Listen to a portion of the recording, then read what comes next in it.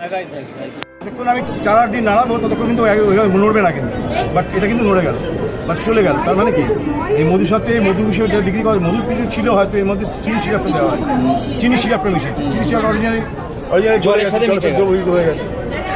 ঠিক আছে, তাহলে অরিজিনাল মধু কিনতে গেলে আমি কিন্তু জল নেবো, একটু মধু দেবো, দেখবো জল মধুটা কিন্তু একদম দাঁড়িয়ে থাকছে, হ্যাঁ পড়ে থাকছে, নড়বে না। আচ্ছা আমার প্রশ্ন হচ্ছে, ধরুন আমি দেখলাম তলায় পড়ে আছে, এবার কোনো বড় কোম্পানির মধু কিনলাম, সে এমন কোনো কেমিক্যাল মিশিয়েছে যে মধুটা তলাতেই পড়ে থাকলো এবং দেখতে মানে অরিজিনাল মধুর মতনই লাগছে। হ্যাঁ, সেই ক্ষেত্রে আমরা ল্যাব টেস্ট করতে হবে। আচ্ছা, আমি কথা বলেছি যে আমরা বলছি ঘরোয়া উপায়, ঘরের মধ্যে আমি কি করবো, খুব বেশি কিছু করতে হবে, ল্যাব টেস্ট করে দেখতে হবে। আচ্ছা, দুধের ব্যাপারটা বেশ, এটাকে দুধ তো দেখে মনে হচ্ছে সব দুধ তো বটেই। এখন দুধকে আমরা বলি সুষম খাদ্য, কেন বলি? Carbohydrate, protein, fat, vitamin, minerals এবং সবচেয়ে বড় পিওর ওয়াটার পাওয়া। আগে দেখবেন, আগে আমাদের যখন এই যন্ত্র আবিষ্কার হয়নি, গ্রামে গঞ্জে গেলে পরে যাদের নেই পাওয়া যায় না বা তারা ব্যাপারটা জানেন না, তার দুধে যখন গোয়ালা দিয়ে যায় তখন একটা আঙুল চোবায়, তারপরে এভাবে ফেলে যে আঙুল চুপিয়ে কি দেখেন বলুন তো, কতটা থিকনেস আছে, জল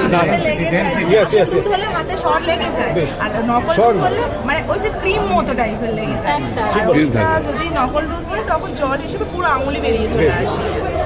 এইটা দেখবেন যে এর মধ্যে আঙুলের মধ্যে দুধটা কতক্ষণ লেগে আছে, কতক্ষণ ধরে লেগে থাকছে। যদি বেশিক্ষণ ধরে লেগে থাকে বা শক্তভাবে লেগে থাকে তাহলে বুঝতে হবে সেটা ঠিক আছে, আর যদি জলের মধ্যে পড়ে যায় তাহলে বুঝতে হবে যে এটা জলের মানে দুধের ঘনত্বটা ঠিক নেই। আমি অনুভব বলছি দুধের ঘনত্বটা ঠিক নেই। এই ঘনত্ব মাপার জন্য এই যন্ত্রটাকে ব্যবহার করা হয়। এখন আঙুল দেওয়া হয় না, এটাকে বলা হয় ল্যাক্টোমিটার। ব্যারোমিটার, থার্মোমিটার ব্যবহার আমরা সবাই জানি, কিন্তু ল্যাক্টোমিটার ব্যবহারটা আমরা জানছি, শিখছি। এই ল্যাক্টোমিটার দিয়ে কী মাপবো? জলের দুধের ঘনত্ব মাপবো, ডেনসিটি। কিভাবে মাপবো? কতটা পিওর, কতটা জল। হ্যাঁ, মানে দুধের ঘনত্বটা ঠিক আছে নাকি বেঠিক আছে। হ্যাঁ, মানে জল দিলে তো ঘনত্ব কমে যাবে। কিভাবে মাপবো ওটা? কতটা আছে? কিভাবে মাপবো, তাই না? কিভাবে মাপবো এটা? আচ্ছা বেশ, দুধটা নিয়ে আসার পর আপনি এই যন্ত্রটা দিয়ে দিন। এবার দেখুন যে রিডিংটা কি দিচ্ছে। রিডিং দেখুন, আমি অনেক উপরে চলে গেছে, রিডিংটা দেখাচ্ছে প্রায় 10 বা 10-এর উপরে দেখাচ্ছে। এইরকম যা দেখি 10-এর উপরে দেখাচ্ছে, মানে অনেকটা তলায় ডুবে গেছে। হ্যাঁ, তার মানে 26 হচ্ছে একটা স্ট্যান্ডার্ড। 26 যদি থাকে তাহলে বুঝতে হবে দুধের ঘনত্বটা ঠিক আছে। 26টা কোথায় আছে এখানে? হ্যাঁ, এই 20-30 নিচে 26 হবে। 26 হচ্ছে স্ট্যান্ডার্ড, যদি বোঝা যায় 26টা ঠিক আছে। এবার 26-এ কম যদি হয় মানে কি? মানে 26-এর যদি নিচে চলে যায়, 26-এ কম যদি কম মানে 26-এর কম গন্ডগোল আছে কিছু, 10 মানে ডুবে যাবে, তবে কম হবে, ডুবে গেলে কম হবে। তার মানে আপনার জল হয়তো বেশি আছে, দুধের ঘনত্ব কম মানে জল বেশি, ঘনত্ব কম মানে জল যাচ্ছে, ডুবছে কেন? কারণ জল বেশি আছে, মানে ডেনসিটি ঠিক নেই। হ্যাঁ, মানে সেটা ডুবে গেল। 26 হচ্ছে স্ট্যান্ডার্ড, যদি বোঝেন তাহলে বুঝবেন যে দুধটার ঘনত্বটা ঠিক আছে, মানে সে দুধটা খাওয়া যেতে পারে।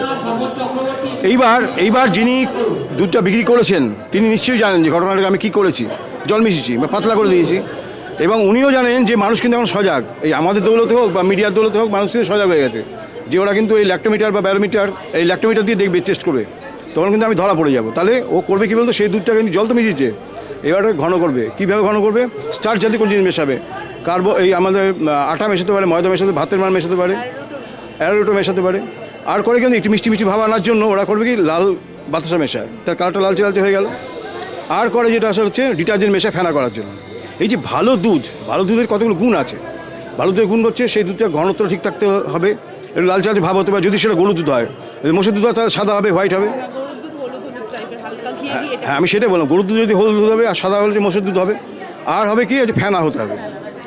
এই 3টে গুণ থাকলে মোটামুটি ভালো দুধ বলি। এই 3টে গুণকেই ওরা কীভাবে বানাচ্ছে কৃত্রিমভাবে, ওই স্টার্চ দিয়ে হচ্ছে ঘনত্ব বাড়াচ্ছে, আর বাড়াচ্ছে ওই লাল বাতাসা দিয়ে ইয়েলো কালারটা নিয়ে আসছে, আর ওই আপনার দিচ্ছে ওই ডিটারজেন্ট দিয়ে ফেনা করবে। এবার আমি ধরবো, বলুন। পাউডার টাইপের দুধ বেরিয়েছে, একটা নকল দুধ বেরিয়েছে, সেইটা দিয়ে আবার দুধটাকে ঘনও করা যায়, জলে মিশিয়ে ওটাকে বিক্রিও করা যায়। হ্যাঁ, সেটা করা যায়। এবার আমি এটা বুঝবো কী করে যে এগুলো মিশিয়েছে কিনা, ঠিক আছে? আমি সেফ 3 টেস্ট টিউব নেবো।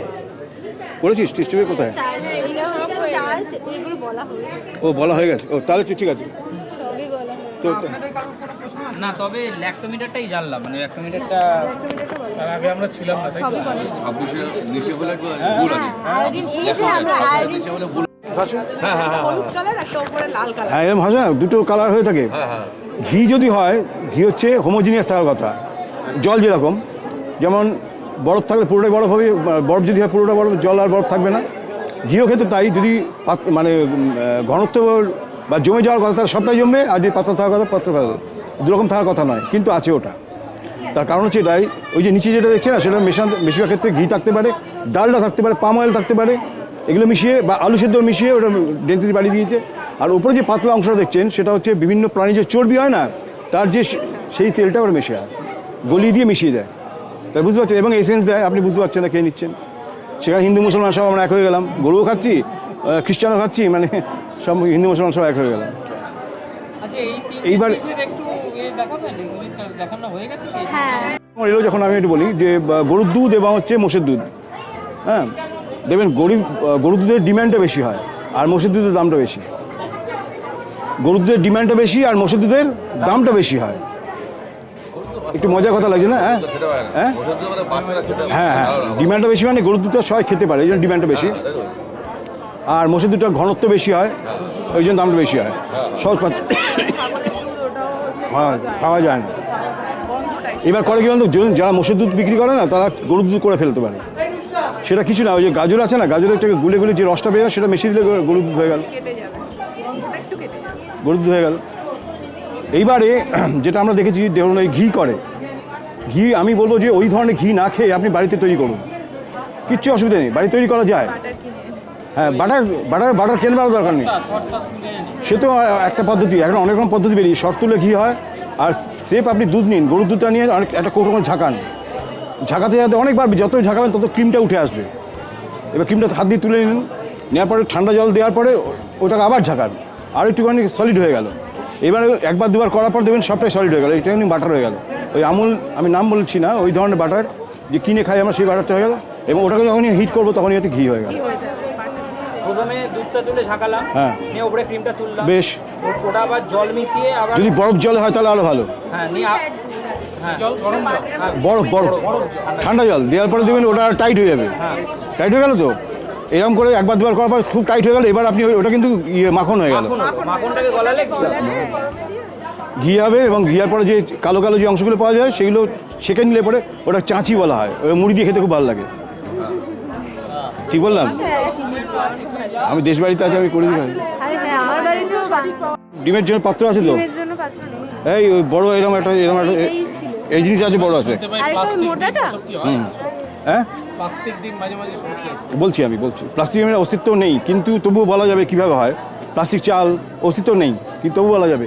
প্লাস্টিক চালের ক্ষেত্রে দেখবেন সিম্পল একটা তাওয়ার মধ্যে চাল, সব চালটা দিয়ে দিন, একটু হিট করুন, দেখবেন নাড়াচাড়া করলে পরে যেটা অরিজিনাল চাল সেটা কিন্তু নাড়াচাড়া করবে, কিন্তু যেটা যদি প্লাস্টিক হতে দায়ী থাকবে, দায়ী থাকবে। দেখ এগুলো এই পাত্র, এই যে জল দেখ,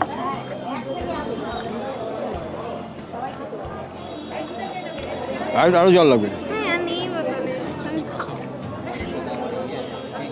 আচ্ছা, এইটা দেখুন কি হচ্ছে, জলটা কিন্তু ডিমটা দেওয়ার পরে ডিমটা কিন্তু ডুবে গেল। কিছু ডিম দেওয়ার পরে কিন্তু ভাসবে, কিছু ডিম ভাসে কিন্তু।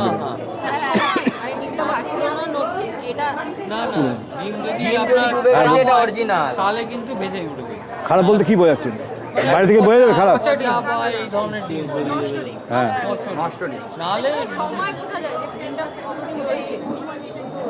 Hydrogen sulphide gas, hydrogen sulphide gas বেরোবে, সেটা বিকট একটা গ্যাস। হ্যাঁ, এইটার ক্ষেত্রে আমরা বলি যে যে ডিমটা নিচের দিকে ডুবে গেল সম্পূর্ণভাবে, সেটা কিন্তু ভালো ডিম, নতুন মানে ভালো ডিম। আর যেটা ভাসবে সেটা কিন্তু নষ্ট হয়ে গেছে। মানে এবার কেন ভাসে সেটা বুঝতে হবে, কেন ভাসে? গ্যাসের জন্য। কারণ এর মধ্যে দুটো অংশ বুঝতে হবে, একটা হচ্ছে হলুদ অংশ থাকে তো, আর একটা বাইরে যে জল অংশ থাকে না, অ্যালবিন ক্লোবিন, এবং বাইরের যে অংশটা আছে জলীয় অংশটা বেশি, সাইটোপ্লাজম বলতে পারেন, বলো তো, একটা সেল। এবার হয় কি, যত পুরনো হবে তখন এই যে ওই জলীয় অংশটা কিন্তু এর মধ্যে ভেপার করে বেরিয়ে যাবে, বাষ্প হয়ে বেরিয়ে যাবে, তাহলে ভেতরে হালকা হয়ে গেল, হালকা মানে গ্যাস ঢুকে গেল, এক্সট্রেস। হ্যাঁ হ্যাঁ, সেল তো, একটা সেল তো, অসমোসিস মাধ্যমে বেরোবে, ঠিক বলেছেন। এইভাবে আমি বুঝতে পারবো যে কোনটা আসল ডিম। তার দোকানে গিয়ে জলের বালতি নিয়ে কী করতে নিয়েছি, ডিম বাঁচতে চালাবে ধরে, বাড়ি এনে জাগরণ করতে হবে। হ্যাঁ কোনটি?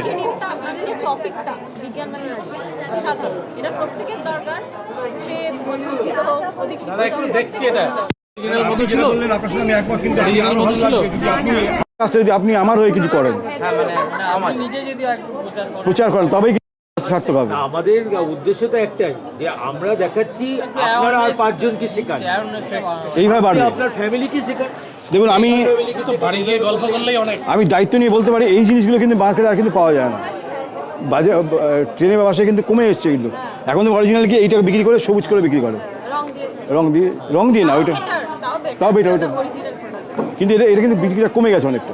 সে আমাদের জন্য, আমি বলছি না যে আমাদের জন্য কোনো কমেছে, কিন্তু মনে হয় যেন প্রচারের জন্য কিছু করে।